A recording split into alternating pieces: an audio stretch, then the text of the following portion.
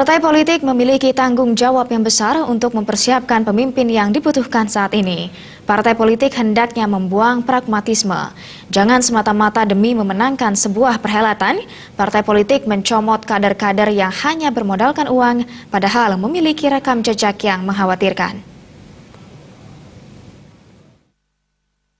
Diungkapkan pemerhati sosial Iwayan Dudik Mahendra, partai politik hendaknya selektif dan mengetahui track record anggotanya yang mau mencalonkan diri sebagai anggota legislatif atau eksekutif.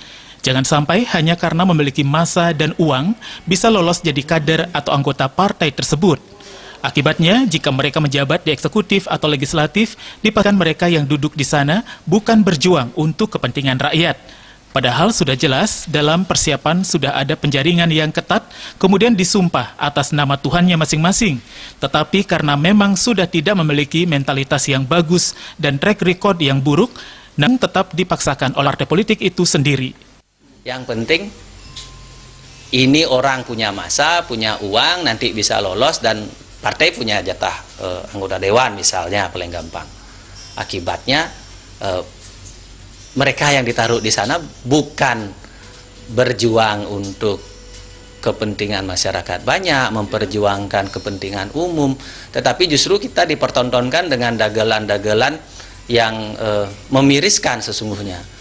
Bagaimana tiba-tiba seorang kepala daerah kena OTT karena kasus suap, padahal sudah jelas dalam persiapan sudah ada penjaringan yang ketat, kemudian disumpah atas nama Tuhannya masing-masing, tetapi ya karena memang sudah tidak memiliki mentalitas yang bagus, track record yang buruk, tapi tetap dipaksakan, tetap ditawarkan oleh partai politik, ya akibatnya seperti itu.